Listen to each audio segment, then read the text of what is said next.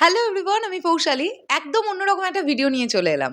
এখন এই ভিডিওতে শাহরুখ খানের ২০১৬ সালে রিলিজ হওয়া অভিনীত সিনেমা 'ফ্যান' নিয়ে কথা বলবো। আপনাদের মনে হতে পারে যে এতগুলো বছর পরে, ৯ বছর পরে আমি 'ফ্যান' নিয়ে কেন কথা বলতে এসেছি? তার কারণ আপনারা নিশ্চয়ই অনেকেই অবগত আছেন, নেটফ্লিক্স ওটিটি প্ল্যাটফর্ম শাহরুখ খানের সেই সিনেমাগুলো তারা রিলিজ করেছে, যে সিনেমাগুলোর সঙ্গে বেশিরভাগ প্রজেক্টের সঙ্গে ওয়াইআরএফ যুক্ত আছে।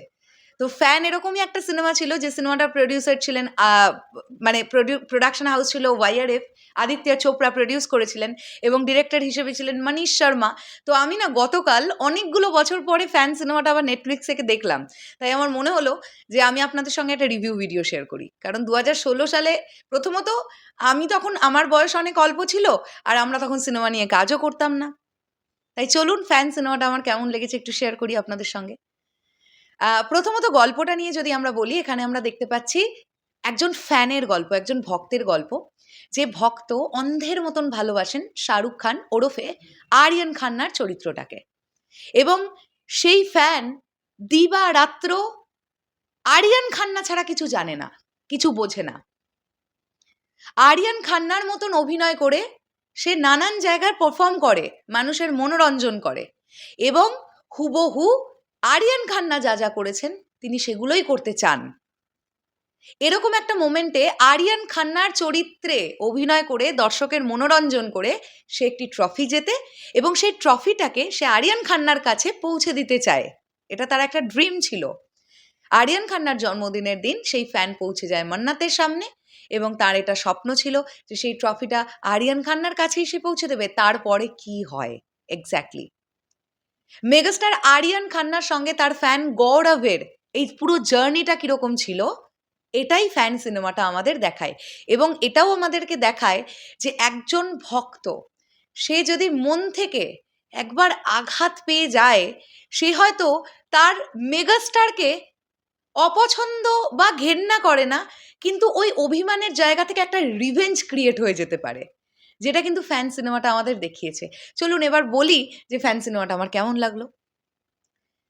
আমি প্রথমত যেটা বলতে চাই যে শাহরুখ খান তাঁর কেরিয়ারে অনেক রিস্ক নিয়েছেন। 'ফ্যান' আমার মনে হয় তাঁর কেরিয়ারের অন্যতম একটা রিস্কি প্রজেক্ট ছিল। কারণ নিজেকে, মানে আরিয়ান খান্নার চরিত্রটা যেভাবে 'ফ্যান' সিনেমায় আমাদের কাছে এসছে, কোনো সময় তো আমাদের ওই ভক্ত গৌরবের প্রতি মায়া জন্মাবার ফলে আরিয়ান খান্নার উপরে রাগ হচ্ছে যে এগুলো কেন হলো? এগুলো উনি না করলেও পারতেন।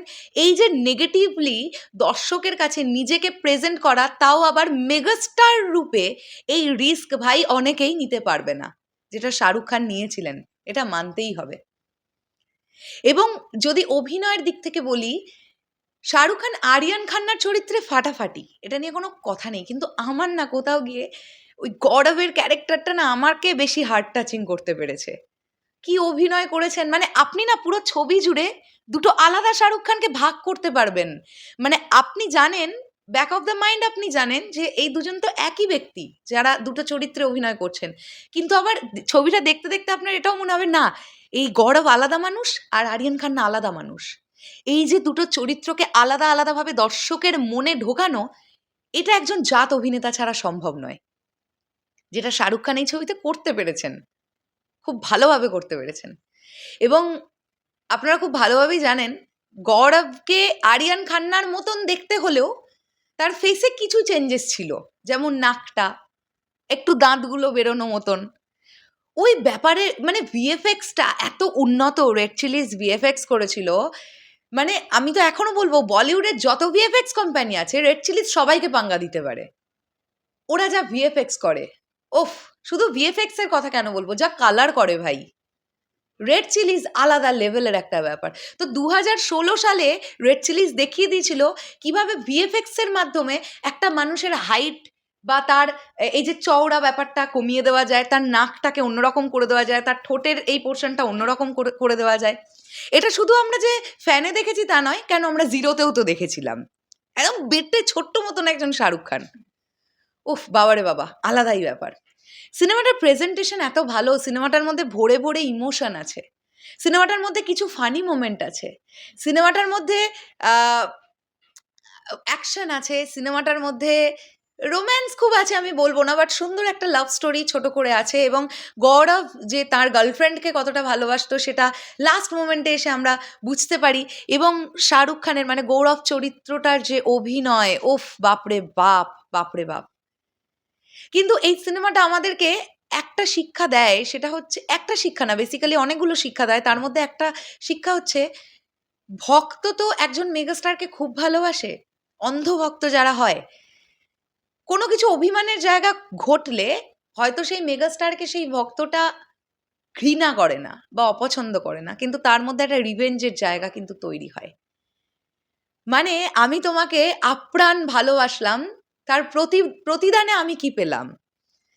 আমি এতটা ভালোবাসলাম তোমায়, তার প্রতিদানে যদি এইটুকুনি না পাই, সেটা আমার জন্য কিন্তু একটা রিভেঞ্জের জায়গা ক্রিয়েট করতে পারে তোমার প্রতি। সেটা কিন্তু ফ্যান সিনেমাটা আমাদেরকে দেখিয়েছে।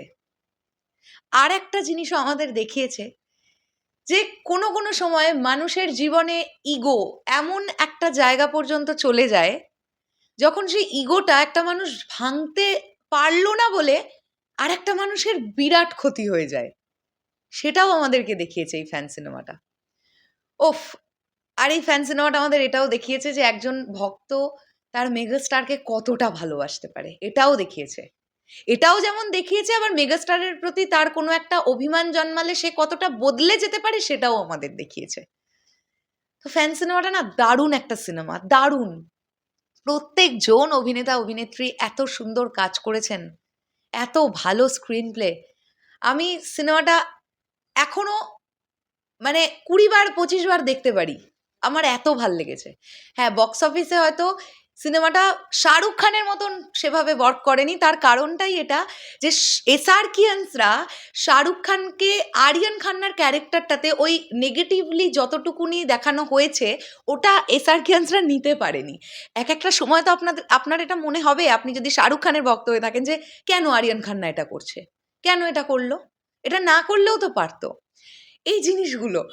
তো দারুণ একটা সিনেমা দেখেছি। আপনারাও চাইলে নেটফ্লিক্সে ওয়াইআরএফ এর যে প্রজেক্টগুলো এসআরকে অভিনয় করেছিলেন, ওয়াইআরএফ কোনো না কোনোভাবে যুক্ত, সেই সিনেমাগুলো রিলিজ করেছে নেটফ্লিক্সে। আপনারা চাইলে প্রতিদিন সময় থাকলে একটা একটা করে দেখে ফেলুন। আমি তো দেখা শুরু করেছি। গতকাল ফ্যান দেখলাম, দেখি আজকে কোন সিনেমাটা দেখা যায়। শেষ করলাম ভিডিওটা। আসছি আবার খুব শিগগিরই। তাহলে এখনের জন্যে টাটা।